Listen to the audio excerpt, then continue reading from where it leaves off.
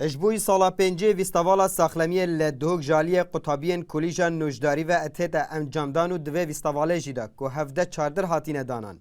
13 جهاتین دست نشان کرن اجبوی پشکنین کرنا والاتیان به چندین جور نخوشیان به بی برانبر اجبوی ماوه دو روژان. لی قطابین وی کلیجه داخازی جالین پیوندیدار دکن بهنه دامازراندنو و بوشایا کرت ساخلمیه لی پارزگاه دهوک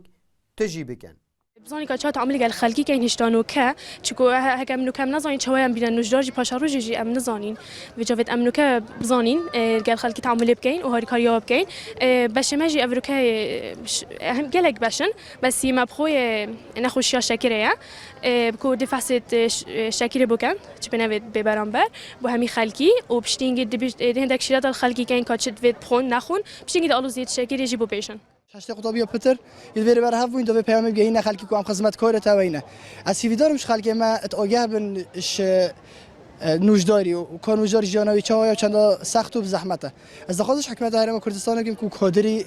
باشتری شبه به تزیده کردن چون که موسیقی زور مثلا هایت سیستمی دا افخالاتیت انفان وجود بین خالتی نه و کسانیه خالتی سیستمیه چون که استاف ما یلکی که الله خوش خانت ما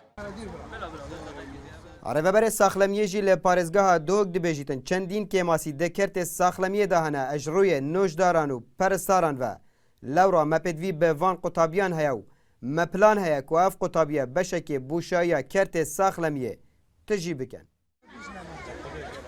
راستی اوستواله ود کتن کو پتر خلق و قطابی و دکتر تکل یک ببنه و آسی روشنبیریا تندرسی ناف خلقی دا برز ببیته و ببیته اگر هنده کو خلق ما و دکتر او قطابیه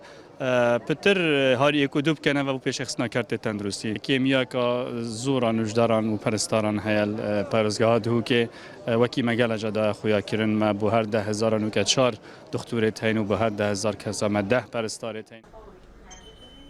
دی سال دا لکولیجان نوشداری لدهوک پتر جه 120 قطابیاناتین ورگرتن که زورترین ریجه اف ساله بویه. لسنور پارزگاه دهوک اجبوی هر 10,000 کسان پیدوی به 16 نوشداران هیا. لتنها دا بتن 4 نوشدار هنو اجبوی هر 10,000 کسان پیدوی به 30 پرستاران جی هیو اتنها دا بتن 10 پرستار اجبوی ویره جی هنه اوجی ده دمکی دایا کو کرت ساخلمیه لدهو کیماتی اتنها دا پیدوی به پتر جه 2500 نوشداران هیو سالانه جی پیدوی به 240 نوشدار نشته جی هیا اجبوی پرکرنا و بوشایی ده کرت ساخلمیه دا هیله سنور پارزگاه دوگ لیتان هاجی اف بوشایه به بوشایی مایه عبدالصمد ریکانی NRT دهوک